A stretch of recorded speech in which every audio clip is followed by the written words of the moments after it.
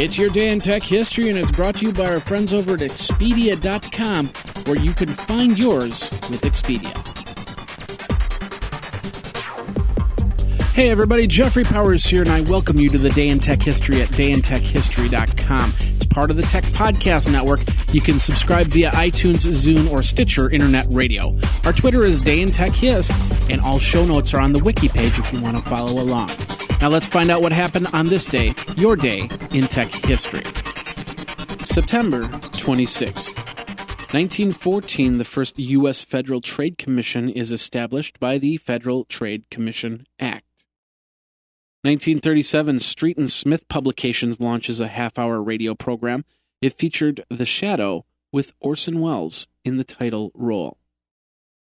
1947, mobile telephone service begins along the Boston-Washington Highway. Jump up to 1975, Intelsat 4 F1 geostationary satellite is launched.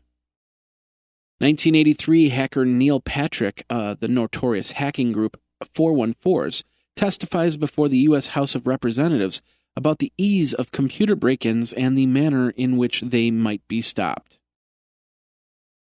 1991, 4 men and 4 women enter the biosphere, which is an airtight, self-contained structure in Oracle, Arizona. Of course, they will live there for 2 years. It's a 7.2 million cubic foot sealed structure and contains 5 biomes, including a 900,000 gallon ocean, a rainforest, a desert, agricultural areas, a high-tech human habitat.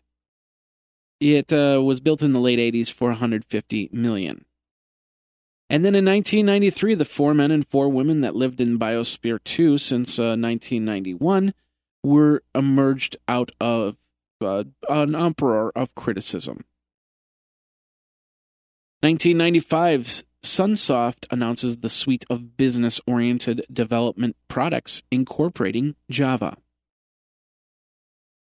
1996, Iomega launches Zip across America at a ceremony at the National Mall in Washington, D.C. A promotional bus would make a 17-stop tour of America promoting Iomega's mass storage devices, including the Zip drive. And now this word from our friends over at Expedia. Las Vegas, Jamaica, San Francisco, China, New York, Portland, Florida. Have you been?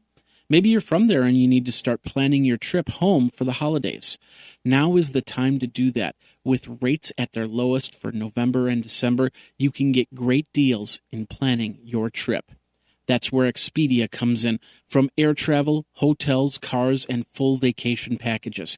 Because who doesn't want to be in a warm city during the coldest of winters? You can also earn Expedia points so you can use them on more trips all around the world. Get $25 off your first hotel booking at Expedia. Go over to geekazine.com/Expedia for more details. Over at Expedia, find yours. Now let's get back into your day in tech history.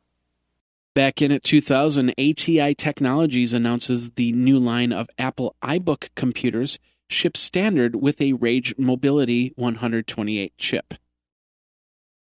Also in 2000, Game Daily newsletter reveals that the Navarre Corporation, a distribution and publishing company in Minnesota, has acquired 2 operating divisions of BeamScope. And Yahoo launched Yahoo Experts. 2003, Jeffrey Parsons of Hopkins, Minnesota, is arrested for creating and releasing a variant of the Blaster computer worm. And version 5.8.1 of the Perl programming language is released.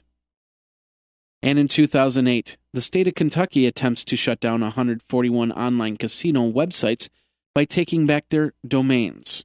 AbsolutePoker.com, BowDogLife.com, and PokerStars.com were some of the domains that Kentucky took back. Also in 2008, the U.S. Senate unanimously passed a bipartisan bill backed by groups like the recording industry and the labor movement that would increase federal protections over intellectual property. And Google releases a definition of open wireless network in hopes to put a patent on the idea. And that's your Day in Tech History. My name is Jeffrey Powers, www.dayintechhistory.com. All the show notes are over at wikizine.com, Geekazine's wiki.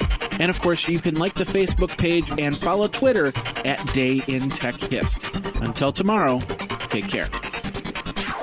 Day in Tech History is copyright 2014 JMP Enterprise and Geekazine.com.